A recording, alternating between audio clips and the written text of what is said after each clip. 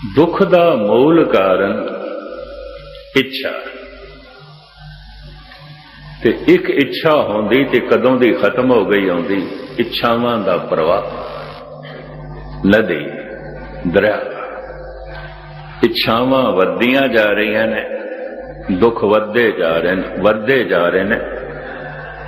अगर ये एक बड़ी प्रबल सच्चाई है कि सारा संसार दुखी है, तो हर व्यक्ति के अंदर इच्छा दे दरिया पे चलते हैं। और की है, मंगा दे दरिया पे चलते हैं। जो कुछ मिले अज तक सानू साडी मंगा ने, ते मंगा होर रोज वधियां जा रही ने। इन्हां ही मंगा ने, इन्हां ही इच्छावां ने बार बार जन्म कराई जाना है, क्योंकि इच्छावां जो उतेरियां ने ते जीवन छोटा है। ये सारियां मंगा पूरियां होवन, इहदे लई जीवन छोटा है, तो प्रभु होर जन्म देंदा है, होर जन्म देंदा है, होर जन्म देंदा है। पर होर होर जन्म दे होर होर इच्छावां भी नाल नाल जन्म लैंदियां जा रही हैं। तो इच्छावां दा एक प्रवाह जन्म मरण दा प्रवाह बन जाता है। उम्मीद है गल पकड़ते चाहिए। कामनावां दा एक प्रवाह जन्म मरण दा प्रवाह बन जाता है। ते जन्म ते मरण दे प्रवाह नू अगर रोकना है, ना होवे, ये ना होवे, तो फिर महाराज कहते ने काहू फल की इच्छा नहीं बाछे, केवल भगत कीर्तन संग राज। ऐ ते बड़ा औखा काम है, बस यही औखा है। काहू फल की इच्छा नहीं बाछे, केवल भगत कीर्तन संग राज। यूरोप दे दार्शनिक ऐसा कहते ने कि हिंदुस्तान दे संत बिल्कुल पागलपने की गल करते हैं। कहते फल की इच्छा ही नहीं तो मनुख काम क्यों करेगा, कर्म क्यों करेगा, लोड़ की है। फल की इच्छा पहले रखते हैं, कर्म बाद विच करते। किसान फल की इच्छा पहले रखता है, बीज बाद विच बोंदा है। फल की इच्छा पहले रखता है, दुकानदार दुकान बाद विच खोलता है, बिजनेस बाद विच कोई आरंभ करता है, इच्छा पहले। फल तो रहित हो जाए मनुख, तो कर्म तो रहित हो जाएगा। ऐसा यूरोपियन विद्वान कहते हैं। सारे दे सारे कर्मां दी गति चलती है फल की इच्छा नाल। ते हुण सतगुर दी बाणी ते भारत दे सारे संत ये कहते ने काहू फल की इच्छा नहीं बाछे, केवल भगत कीर्तन संग राजे। जब कीर्तन सुनन बैठा है, कीर्तन करन बैठा है, पाठ करन बैठा है या पाठ सुनन बैठा है, काहू फल की इच्छा नहीं बाछे। बिल्कुल कोई इच्छा ना रखे, बस कर्म करे, बस जप करे, बस बाणी जपे, बस कीर्तन करे, बस कीर्तन सुने। फल की इच्छा रख के सारा जगत कर्म करता है, इन्हों संसारी कहते हैं। ये ते आम लोग ने, इसे तरह ही करते हैं। इन्हों के सारे कर्म प्रेरित होंदे ने इच्छा तो, फल की इच्छा तो। पर जिसनों ये समझ आ जाती है, एक दिन ये इस जीवन का प्रवाह ते रुक जाएगा, इच्छावां दा प्रवाह ते चलता रहता है। वो इच्छावां दा प्रवाह फिर अगला जन्म करा देगा। फिर जीवन ते समाप्त हो जाता है, इच्छावां दा प्रवाह चलता रहता है।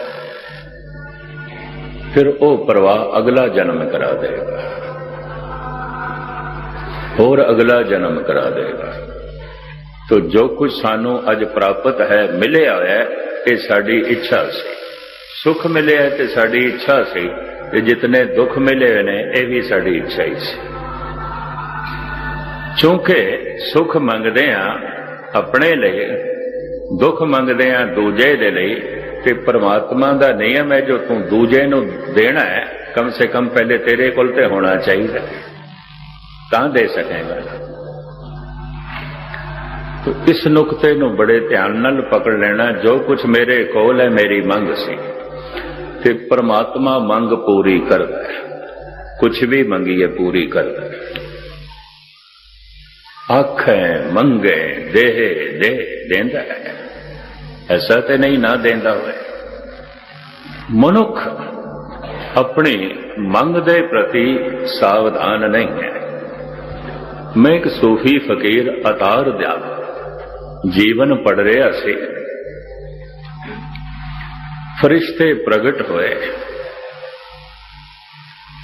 ते कहन लगे फकीरा तू कुछ मंग ले। ते फकीर कहन लगा इको ही मंग रह गई है, जे तुसी पूरी कर सकते हो तो कर दो, बाकी ते कोई मंग नहीं, इको ही मंग है और मैं ऐसा समझ रहा वो तुसी नहीं पूरी कर सकते। ਇਹਦੇ ਨਾਲ ਫਰਿਸ਼ਤਿਆਂ ਨੂੰ ਚੋਟ ਲੱਗੀ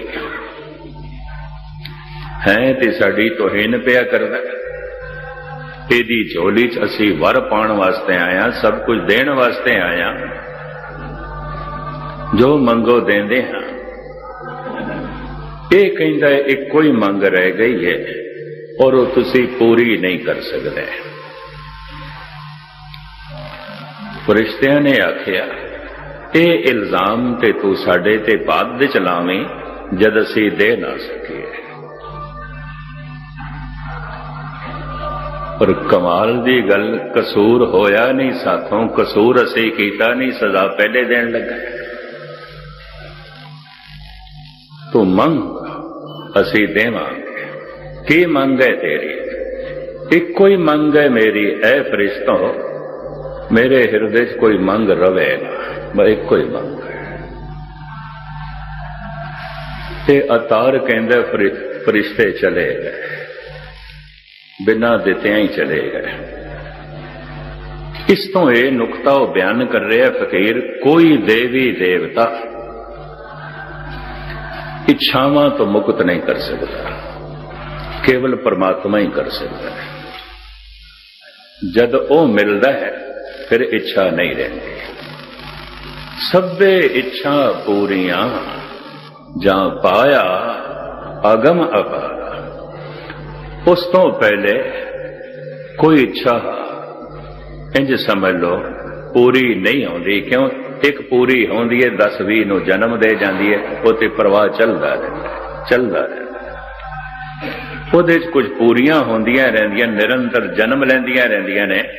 ਇੱਛਾਵਾਂ ਦਾ ਜੰਮਦੇ ਰਹਿਣਾ ਸਾਡੇ ਜਨਮ ਮਰਨ ਦਾ ਕਾਰਨ ਬਣਦਾ ਹੈ। ਇਹ ਮੂਲ ਗੱਲ ਕਿਧਰੇ ਸਮਝ 'ਚ ਆ ਜਾਏ ਤਾਂ ਫਿਰ ਪਾਠ ਕਰਨ ਲੱਗਿਆ, ਜਪ ਕਰਨ ਲੱਗਿਆ, ਕੱਲ ਦੀ ਗੱਲ ਛੱਡੋ, ਅੱਜ ਹੀ ਆਨੰਦ ਮਿਲੇਗਾ, ਹੁਣੇ ਹੀ ਆਨੰਦ ਮਿਲੇਗਾ। इसे ने बाबे फरीद ने कहा आज मिलावा शेख फरीद, अज क्यों कल ते छड़ना है, क्यों अगले जन्म ते छड़ना है। आज मिलावा शेख फरीद ताकम कूंजणियां मनो मचिंदणियां, ये मन नूं मछराण वालियां इच्छावां वासनावां कामनावां रोक परे सुट। ये अगर प्रवाह चलता रहा तो जन्म मरण का प्रवाह चलता रहा, ये प्रवाह चलता रहा तो दुखों का प्रवाह भी नाल चलता रहेगा। तो पता है दरिया की होंदा है, प्रवाह होंदा है, पानी अगे गया फिर पिछे होर पानी। इस वास्ते एक महान दार्शनिक हैगा ते नास्तिक सी, नीतीश, वो कहंदा है एक नदी विच 2 दफा उस नदी नूं पार नहीं किया जा सकता। क्यों? जब दोबारा मैं उतों पार होवांगा पता नहीं कितना पानी बह गया। ये वो नदी थोड़ी है, जिस वक्त मैं पहले पार कीता सी कुछ होर पानी सी, कितना प्रवाह बह गए ते होर पानी है, ते ओ नदी नहीं है। भावें नदी का नाम ही वही है कि लोकी समझते पे ने वही नदी है, उसे पता नहीं कितना प्रवाह लंघ गया। चलदे होया नदी नूं पार करदे होया भी आखिरली किनारे तक एक नदी नहीं आउंदी, इंज कह लो सैकड़े नदियां लंघ गई, कितना प्रवाह लंघ गया, पानी का कितना प्रवाह लंघ गया।